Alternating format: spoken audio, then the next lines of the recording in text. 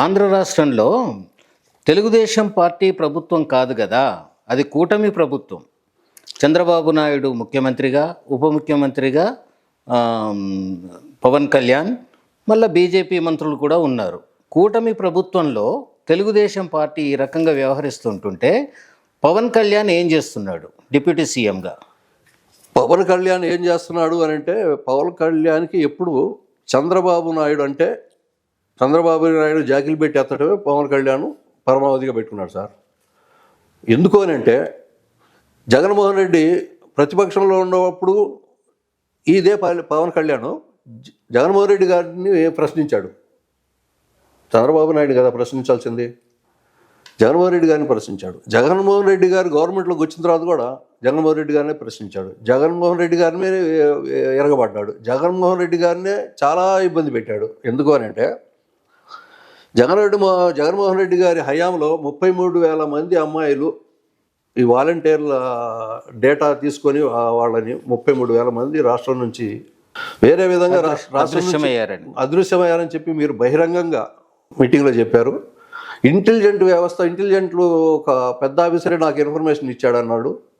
మరి ఆ ఆఫీసర్ పేరు చెప్పలా, అది గతించిపోయిందిగా. ఇప్పుడు మీ గవర్నమెంట్ వచ్చింది కదా, 33,000 మందిని ఎప్పుడు తీసుకొస్తారు? మీరు ఎక్కడ పడుకున్నారు సార్? ఇంత పెద్ద వరద వస్తే, ఇంతమంది చనిపోతే, మచ్చుమర్రిలో అమ్మాయి చనిపోయి ఇప్పుడు 2 నెలలు దాదాపు అయితే శవం దొరకలా. ప్రశ్నించరా? ఆడవాళ్ళ మీద రేపులు జరిగినాయి, ప్రశ్నించరా?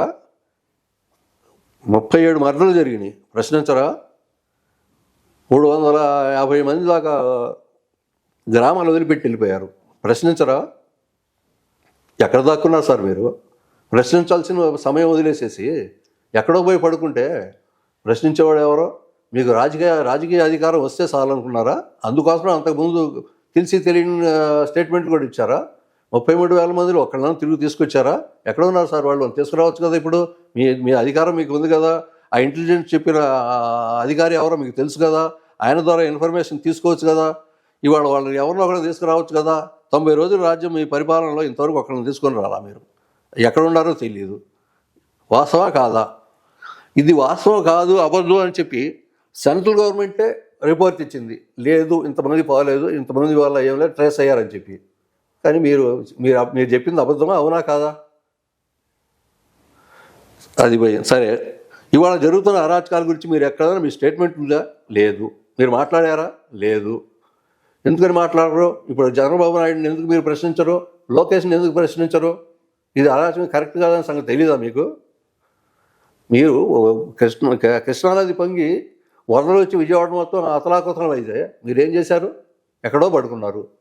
ఎవరో అడిగితే నేను వస్తే జనం నా మీద వచ్చి పడతారని చెప్పి రాలేదని చెప్పి మీరు చెప్పారు. ఈ కృష్ణానది పొంగి విజయవాడ అతలాకుతలం అయితే మీరు ఎక్కడ దాక్కున్నారో ఎవరో తెలీదు. మీరు ఎవరిని ప్రశ్నించలా.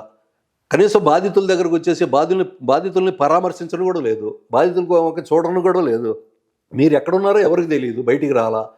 వరదలు అయిపోయిన తర్వాత వారం రోజులకి మిమ్మల్ని ఎవరో ప్రశ్నిస్తే నేను వస్తే జనం ఎగబడతారు అన్నారు. ఎందుకు ఎగబడతారు సార్? వరదల్లో ఉండేవాళ్ళు అల్లు రామచంద్రాన్ని ఏడుస్తూ ఉంటే మీరు వస్తే మీ మీద ఎగబడే అంత తీరుబడి ప్రజలకు ఎక్కడ ఉందండి? వాళ్ళ కష్టాల్లో, వాళ్ళు వరదల్లో, వాళ్ళ కొంపలు పోయి, వాళ్ళ ఇల్లు పోయి ప్రాణ నష్టం జరిగి ప్రజలు నానా బీభత్సం అయితే మీరు ఎక్కడో కలుగులో దాక్కొని ప్రశ్నించకుండా నేను వస్తే జనం వస్తారని అన్నారు, జనం ఎగబడతారు అన్నారు.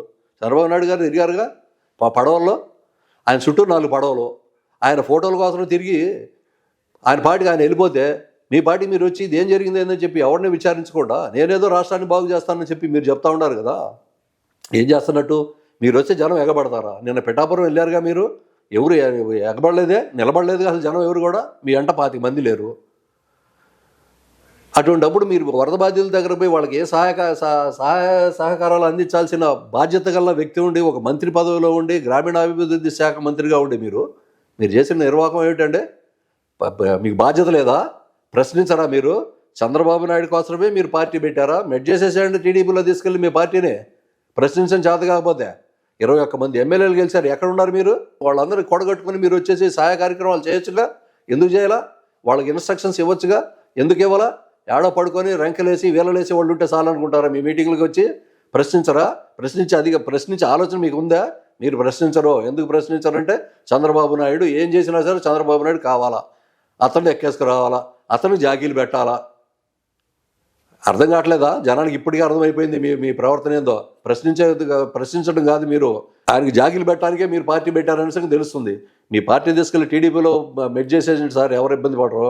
ఆ జనంలో ఉన్న ఆలోచన కూడా అదేలే, మీరు అందుకే పార్టీ పెట్టారని జనం చెప్పుకుంటా ఉన్నారు.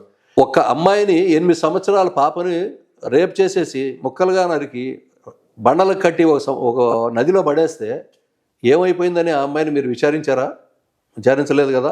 33,000 మంది ఎక్కడో వెళ్ళిపోయారు, ఎవరో తీసుకుని వెళ్ళి ఆడబెట్టారు, డేటా మొత్తం పోయిందని చించుకున్నారు కదా మీరు. ఇప్పుడు మీ గవర్నమెంట్ వచ్చేసి 3 నెలలు అయిందిగా, తీయండి బయట ఆ డేటా ప్రకారం 33,000 మంది ఎక్కడ ఉన్నారో వాళ్ళని తీసుకురండి. రిటర్ను చేత కాదా? తీసుకురాలేరా? అటువంటిప్పుడు మీకు రాజకీయాలు అనవసరం కదా. మీరు రాజకీయాల నుండి ప్రశ్నించడానికి వచ్చానన్న పార్టీ పెట్టిన మీరు ప్రశ్నించకుండా కలుగులో దాక్కున్నట్టుగా ఎక్కడో మీరు ఏడో చాటున పడుకొని ఉండి విచిత్రాలు చూస్తూ ఉంటే జనాల నానా ఇబ్బందులు పడి వరదల్లో చచ్చిపోయి నానా హింసలు పెడతా ఉంటే మీకేమో ఎక్కదా పట్టదా? చంద్రబాబు నాయుడు ప్రశ్నించరా?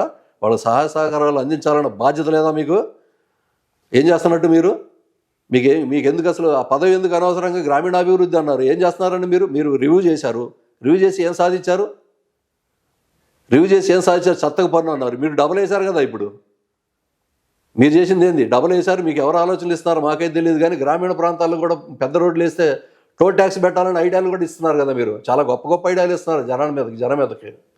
మీకు పరిపాలన చేతవునా చేత కాదో మాకు అర్థం కావట్లేదు. చేత కానప్పుడు మీకు పదవి అనవసరం, పార్టీ కూడా అనవసరమే. తీసుకెళ్ళి టీడీపీలో మెడ్ చేయండి. చంద్రబాబు నాయుడు గారు ఏం చేస్తే అదే వినండి మీరు కూడా, లేదా ప్రశ్నించండి.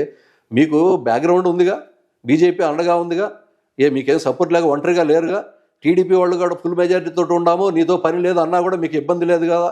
కావాల్సినంత అండదండలు బీజేపీ వాళ్ళు ఉన్నారు కదా, నరేంద్ర మోడీ గారు ఉన్నారు కదా.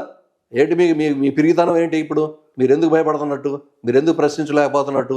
ప్రజలకు సాయం ఎందుకు చేయలేకపోతున్నట్టు? శని గ్లామర్ తోటి జిందాబాదులు కొట్టించుకోవడమే కాదండి, గెలిచిన తర్వాత పార్టీ పెట్టి మీరు 100% మీరు 21 మంది పోటీ చేసి 21 మంది గెలిచారు కదా. చూపించండి ఇప్పుడు మీ సత్తా, ప్రశ్నించండి. తప్పు ఎక్కడ జరిగిందో అక్కడ నిలదీయండి వాళ్ళని. చేయలేరా ఆ పని? చేయనప్పుడు ఇంకెందుకు మీరు గెలిచే ఉపయోగం ఉంది ప్రజలకి? మీరు నిర్లక్ష్యానికి గురవుతున్నారన్న సంగతి మీకు అర్థమవుతుందా? చంద్రబాబు నాయుడికి 134 ఉన్నాయి, మీకు ఉంది 21, బీజేపీ వాళ్ళకి 7. ఈ లెక్కేసుకున్నా కూడా చంద్రబాబుని మీరు ఏం చేయలేరు. కాబట్టి మీరు ఏమి చేయలేమనే అసమర్థతతోటి, ఆ భయంతో ప్రశ్నించకుండా సరిపెట్టుకుంటున్నారా? ఇది రాజకీయాలకి తగునా? రాజకీయాల్లో పనికి వస్తారా? రాణించగలరా? ఇప్పటికైనా బయటకు రండి సార్, బయటకు వచ్చి ప్రశ్నించండి. చచ్చిపోయిన వాళ్ళ పరిస్థితి అని చూడండి, ఆడపిల్లలు మానభంగాలైన వాళ్ళ గురించి ఏదో ప్రశ్నించండి. ఏం చేస్తుంది మీ ఇంటెలిజెన్సీ మొత్తం? దీని మీద ఫోకస్ చేయలేరా? పరిపాలించలేరా ఆ విధంగా? చేత కాదా మీకు? చేత అయితే చూపించండి. ఇంతమంది ఇబ్బంది పడదామంటే మీరు ఆడో సాటును దాక్కుని నేను వస్తే జనం వస్తున్నారని చెప్పడం ఏంటంటే అది కరెక్ట్ కాదు కదా. మీరు వస్తే జనం ఎందుకు వస్తారు? ఇప్పుడు పిఠాపురం పోతే ఇప్పుడు రాలా, మరి ఆడొచ్చారు జనం, ఏడేగబడ్డారు మిమ్మల్ని? మీరు చేసే సేవలకి, మీరు చేసే సహాయ సహకారాలకి ఎవరు అడ్డుపడ్డారు? ఇంకా సహకరించే వాళ్ళు ఉన్నారు. మీరు రండి, సహకరించేవాళ్ళు బోలెడు మంది ఉన్నారు. అది మీకు చేతగాక ఏడో మీరు సాటును పడుకొని ఉండి నేను వస్తే జనం వచ్చి మీద పడతారు. ఈ మాటలు ఏంటండి? ఇది చేతగాని వాళ్ళు మాట్లాడే మాటలు, చేతగానోడు మాట్లాడడం. ఇప్పటికైనా సరే మీ గవర్నమెంట్లో చేసిన తప్పులు ఎన్ని ఉన్నాయో, చాలా ఉన్నాయి తప్పులు. అవన్నీ మీకు తెలిసి కూడా మీరు ప్రశ్నించకపోవడం, ప్రజల్లో మీ మీద అసహ్యం కలగడం, రేపు మీరు రాబోయే రాజకీయ భవిష్యత్తులో మీకు తగిన గుణపాఠం చెప్పడానికి ప్రజలు రెడీగా ఉన్నారు. ఆ పద్ధతులు మార్చుకొని మీరు ఇప్పుడే సరే రియలైజ్ అయ్యి, వచ్చి 3 నెలలు అయింది కాబట్టి ఇక మీరు చేయాల్సిన పనులు 4 సంవత్సరాలు చిల్లర ఉంది, 4 సంవత్సరాలు 9 నెలలు ఉంది కాబట్టి ఇప్పటి నుంచి అయినా మీరు యాక్టివ్గా ఉండి ప్రజలకు మన్నలను చూరగొని ప్రజలకు సహాయం చేస్తూ, ప్రజల బాధల్ని ఇబ్బందుల్ని కనుగొంటూ, వాళ్ళకి అవసరాలు తీరుస్తూ ఎప్పటికప్పుడు వాళ్ళకి అండదండలుగా ఉంటాం నేర్చుకోండి సార్. ఒక పార్టీ నాయకుడిగా ఉంటాం కాదు కావాల్సింది. మీరు పార్టీ పెట్టారు, మీ పార్టీలో మంచి లీడర్లు ఎమ్మెల్యేలు అయ్యారు. వాళ్ళందరూ సహాయ సహకారాలు తీసుకోండి, వాళ్ళతోటి చర్చించండి. ప్రజలకి ఎక్కడ అన్యాయం జరిగితే అక్కడ నిలబడి ప్రశ్నించండి సార్. అప్పుడు పవన్ కళ్యాణ్ గారు అంటే ప్రజలు, ఆంధ్ర రాష్ట్ర ప్రజలు మీకు బ్రహ్మరథం పడతారు. లేకపోతే మీ పరిస్థితి అగోమగోచరమే. నెక్స్ట్ ఎలక్షన్కి మీరు గెలుస్తారనే నమ్మకం అయితే ప్రజలు లేదు. ఇప్పటికే ప్రజల్లో మీ మీద వ్యతిరేకత బాగా వచ్చింది. వ్యతిరేకత ప్రభుత్వం మీద, మీ మీద, బీజేపీ మీద, అందరి మీద వ్యతిరేకత బాగా ఉంది. కానీ దీన్ని గమనించుకొని మసలుకుంటే మీకే మంచిది. లేకపోతే తప్పు ఒప్పులు అన్నిటికీ బాధ్యులు మీరే అవుతారు. ఇది నేను చెప్పదలుచుకున్న సలహా.